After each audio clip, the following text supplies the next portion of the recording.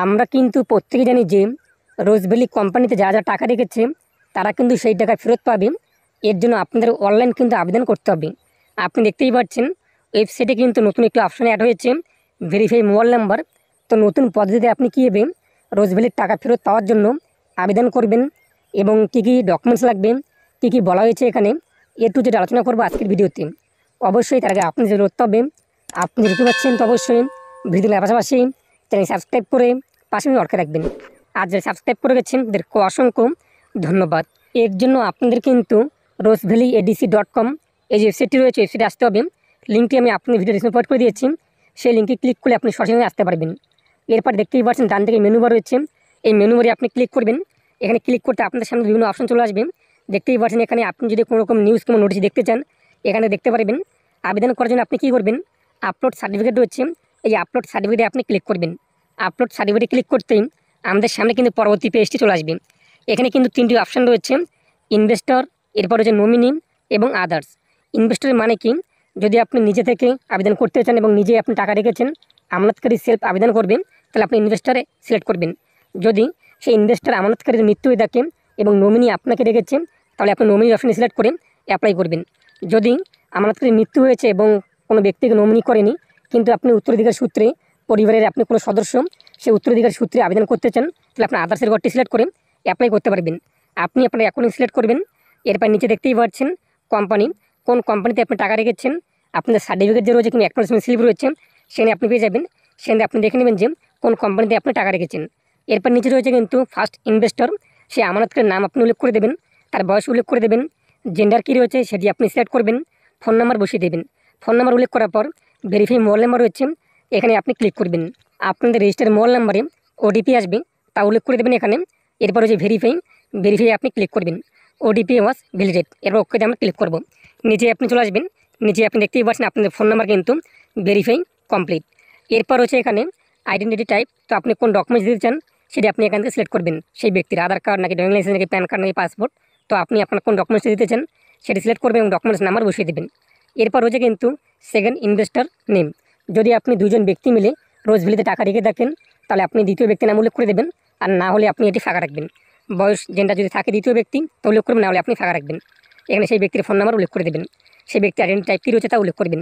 এরপর হচ্ছে name of the father অথবা হাজবেন্ড, তো এখানে আপনি আপনার বাবার নাম অথবা স্বামীর নাম উল্লেখ করে দেবেন। অ্যাড্রেস আপনাদের উল্লেখ করে দেবেন, রাস্তার নাম আপনাদের উল্লেখ করে দেবেন, ভিলেজ বা টাউন বা সিটি কী রয়েছে তা উল্লেখ করে দেবেন, পোস্ট অফিস কী রয়েছে তা উল্লেখ করে দেবেন, পুলিশ স্টেশন কী রয়েছে তা উল্লেখ করে দেবেন, স্টেট আপনাদের কী রয়েছে সেটি আপনি এখান থেকে সিলেক্ট করবেন। এরপর ডিস্ট্রিক্ট কী রয়েছে আপনাদের সেটি আপনি এখান থেকে সিলেক্ট করে নেবেন, পিনকোড আপনাদের কী রয়েছে তা উল্লেখ করে দেবেন।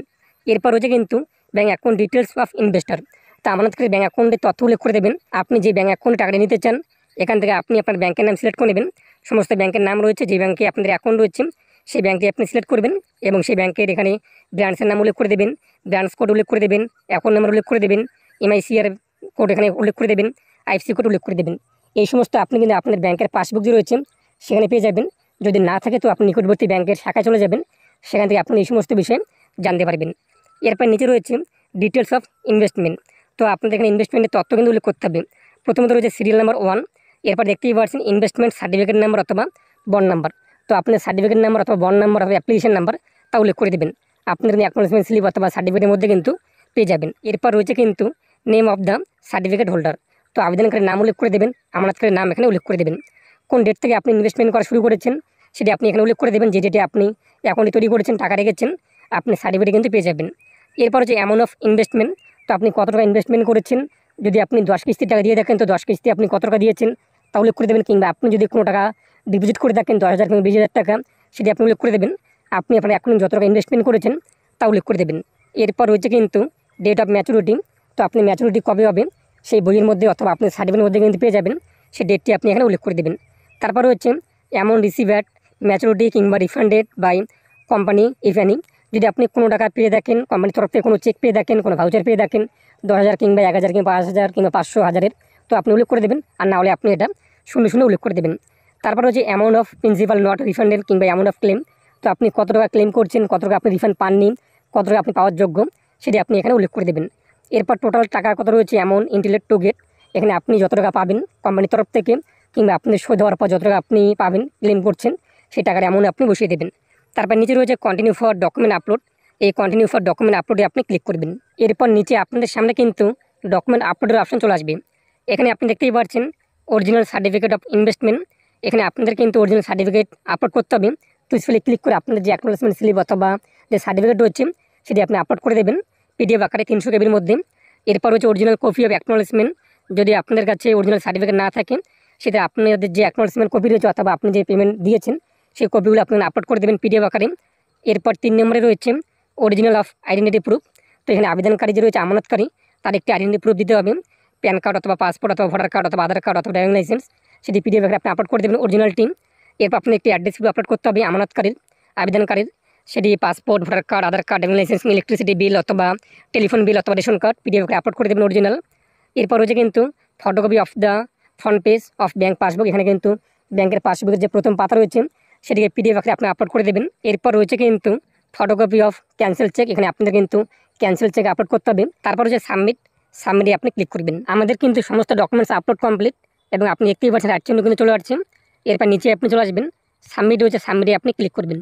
তো সাবমিটে ক্লিক করতে দেখতেই পাচ্ছেন ইনভেস্টরশিপ সাকসেসফুলি, আপনি আবেদন কিন্তু কমপ্লিট। এরপর হচ্ছে ওকেতে আপনি ক্লিক করে দেবেন। আমাদের আবেদন কিন্তু কমপ্লিট। এখন আমরা স্ট্যাটাস চেক করব। এর জন্য আমরা কী করব, এই যে মেনু বার রয়েছে ডান দিকে, এখানে আপনি ক্লিক করবেন। তারপর এখানে আপনার সামনে কিন্তু একটু অপশন রয়েছে ইনভেস্টর, এখানে আপনি ক্লিক করবেন। ইনভেস্টরে ক্লিক করতেই আপনার সামনে কিন্তু পরবর্তী পেজটি চলে আসবে।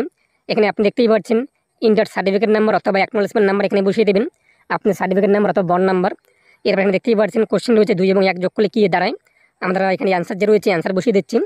এরপর যেখানে সার্চ বারে আপনি ক্লিক করবেন। সার্চে ক্লিক করতেই নিচে আপনাদের স্ট্যাটাস শো হবে, ইনভেস্টর নেম চলে আসবে, সার্টিফিকেট নাম্বার চলে আসবে, অ্যাকনোলেজমেন্ট নাম্বার এখানে চলে আসবে। আপনি দেখতেই পাচ্ছেন এটিকে আপনি পিন করে রেখে দেবেন আপনাদের কাছে। আপনি কত টাকা ইনভেস্টমেন্ট করছেন তা দেখতে পারবেন। স্ট্যাটাস আপনি বর্তমানে কী রয়েছে, your application is pending for approval, verification will be started shortly. এটা আপনি বর্তমানে পেন্ডিং রয়েছে, যখনই সেটা ভেরিফাই হয়ে যাবে আপনি আপনার টাকা কিন্তু ব্যাঙ্ক অ্যাকাউন্টে পেয়ে যাবেন। যদি কোনো কারণবশত আপনার আবেদন বাতিল হয়ে যায় সেক্ষেত্রে আপনাদের রেজিস্টার মোবাইল নাম্বারে কিন্তু SMS চলে আসবে কি মানে আপনার আবেদন বাতিল হয়েছে, এবং আপনি সেটি তখন সংশোধন করে আপনি আবার পুনরায় কিন্তু সাবমিট করতে পারবেন। তো আশা করি বুঝতেই পেরেছেন, এই ছিল আজকের আপডেট। এখন আপনি নতুন নিয়মে এইভাবে আবেদন করতে পারবেন। বর্তমানে ওয়েবসাইট কিন্তু সম্পূর্ণ ঠিক রয়েছে, কোনো আপনাদের সমস্যা হচ্ছে না। আপনি এইভাবে আপনার আবেদন করে নিন যদি আপনার রোজভ্যালিতে টাকা রেখে থাকেন, এবং পরবর্তীতে যখন অন্য কোনো কোম্পানির টাকা দেওয়া হবে অবশ্যই আমি আপনার আপডেট জানিয়ে দেবো। এই জন্য আপনি অবশ্যই চ্যানেল সাবস্ক্রাইব করে রাখবেন, এবং আপনি কোন কোন কোম্পানিতে টাকা রেখেছেন অবশ্যই কমেন্টে জানিয়ে দেবেন। এর পাশাপাশি আপনাদের যদি কোনো রকম জানার থাকে, কোনো অভিযোগ থাকে, তাহলে আপনি কী করবেন, ওয়েবসাইটে চলে আসবেন। ওয়েবসাইটে আপনি দেখতেই পাচ্ছেন একটি কিন্তু মেল আইডি দেওয়া হয়েছে info@rosevalleyadc.com। এই মেইলে আপনি মেল করবেন আপনার অভিযোগ কী রয়েছে, কী কী সমস্যা রয়েছে, কী কী আপনি জানতে চান, আপনাদের ক্যান্সেল চেক যে রয়েছে সেটা নেই, এবং বিভিন্ন কারণ রয়েছে। আপনাদের অনেক রকম প্রশ্ন থাকে যেগুলো আপনার কমেন্টে করেন, সে সমস্ত প্রশ্ন অবশ্যই আপনারা এই যে ইমেলটি দেখতেই পাচ্ছেন ইমেলে আপনি করবেন। অবশ্যই আপনি আপনারা কিন্তু প্রশ্নের উত্তর পেয়ে যাবেন এবং সেই ভিত্তিতে আপনি আবেদন করে নেবেন।